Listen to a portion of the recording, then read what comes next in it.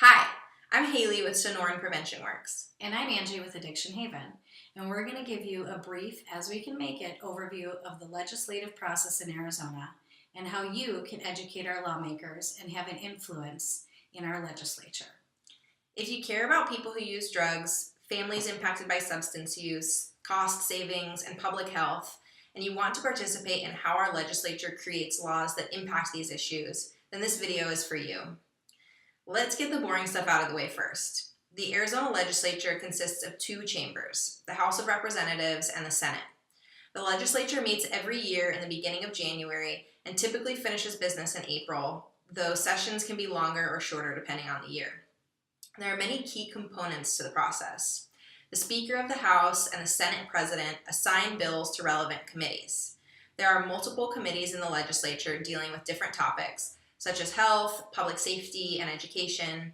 Sometimes a bill can be assigned to multiple committees, making it more difficult to pass, which is why it is important to get enough support from the Speaker of the House and the President of the Senate so that your bill will be assigned to as few committees as possible. Each committee has a chair and is made up of approximately 6 to 9 members.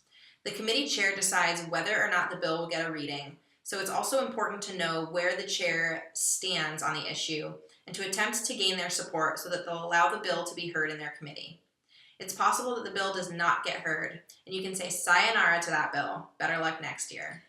Now that we have foundation set, let's go through the bill process, which will be the same in the House and the Senate and needs to go through both before it can be sent to the governor. If the Senate President or Speaker of the House agrees for a bill to be introduced, it will go through a first and second read, where it is read out loud in front of the respective chamber and assigned to committees. This is where you come in.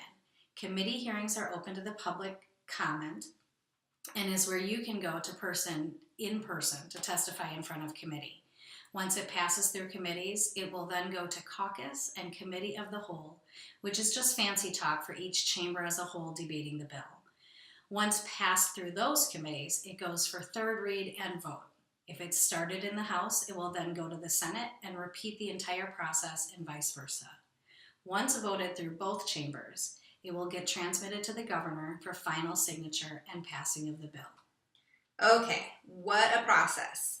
However, there are many opportunities throughout this process to advocate for what we do and don't want in the bill. It also makes it extremely important to follow the bill all the way through the process and continue advocating through the session so that the bill doesn't end up forgotten about or stalled, which will effectively kill the bill.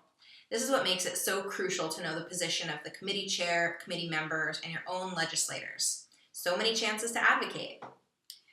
Now let's talk more about how you can be active in educating our lawmakers and have an influence on the bills that get heard in the legislature.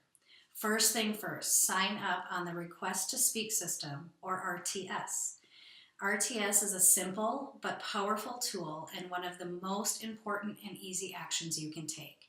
This system allows you to track bills' progress, vote on bills and comments, and sign up to testify when it's in committees. And best part is, your vote and comment will stay with the bill through the entire process, enabling every legislator to see your input. This system can be utilized from home after you register for it in person at the Capitol. If you aren't able to make it down to the Capitol, let us know and we can make sure you get signed up. If you have signed up in previous years, you do not need to sign up again. Once you've signed up, you can access the site from home by going to azleg.gov, that's azleg.gov, and finding the tab at top called Legislative Information. Hover over it and you'll see a link called Request to Speak. This is where you'll be able to sign in, cast your approval or opposition for a bill once it's in committee. There's a great video on YouTube from the Arizona Chamber of Commerce that walks you through the process, which will be linked at the end of this video. Another thing you can do through the RTS system is track the bills you're interested in. Once you know the bill number, click on Bill Tracking. Here you can search for the bill number, create a list for all the bills you want to follow, and sign up to receive alerts. It's also crucial that you communicate the issues and your position to elected officials. Though you'll likely have the most influence over the House and Senate members who represent your district, It's important to communicate with other key members that we talked about earlier. If you don't already know it, you'll want to find out which district you're in and who are your representatives. Go to azredistricting.org/district locator. Type in your address and pay attention to your legislative district number. Your congressional district is different and applies to the federal government. After you have your district number, go to azleg.gov, azleg.gov to find the members who represent your district. As early as possible in the session, and even before the session starts, call the office of your district member and ask for a meeting. Their assistant will most likely answer the phone. Let them know that you are a constituent and give them a brief description of what you'd like to talk to the member about.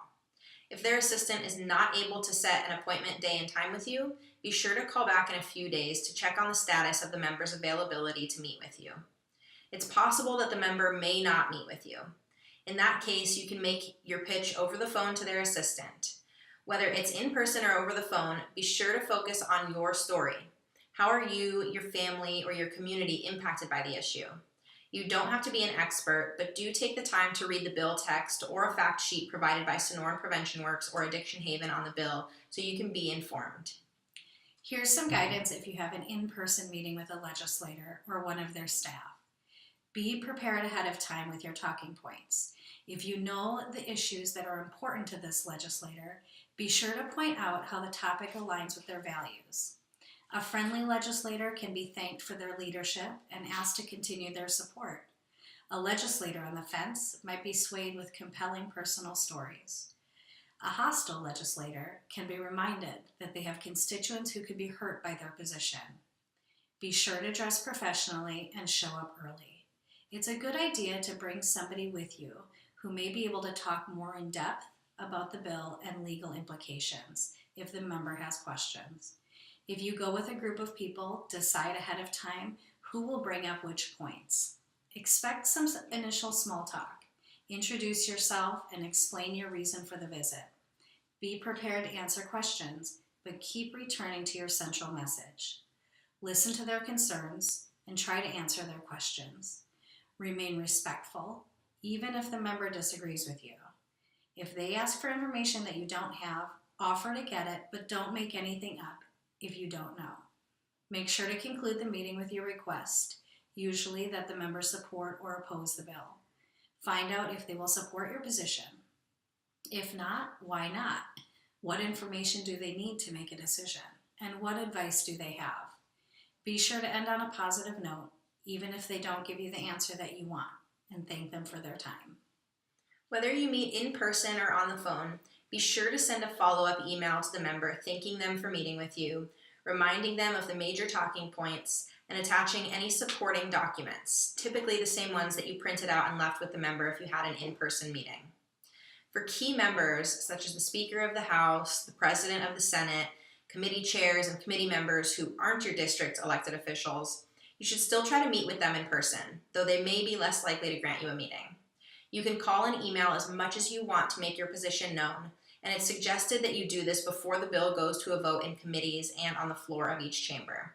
Ask your friends and family to call too. Any information you gain from members and their staffers, whether it's through in-person meetings, phone calls, or emails, it's important to share this information with your networks and with the advocacy teams at Addiction Haven, Sonoran Prevention Works, and any other advocacy organization you're involved with. The legislative process is a doozy, and it's easy to feel powerless. But there are key moments during the session where you can make your position known publicly and opportunities to communicate with members of the House and Senate throughout the process. If things don't go the way you wanted them to during the session, you can always advocate and educate after the session is over to prepare members for the session in the following year. If we have completely overwhelmed you, we understand. We are always here to answer any questions, and if you can only do one thing, choose to sign up for the Request to Speak system, as it's the only guaranteed way to let all legislators know where you stand on the bill.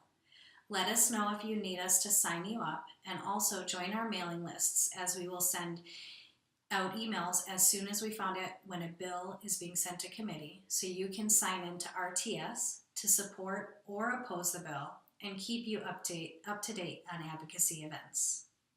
We're excited to see you all down at the Capitol, and thank you for being amazing advocates. We also want to thank Northern Arizona University, ASU Law, and the Drug Policy Alliance for having incredible publicly available advocacy guides.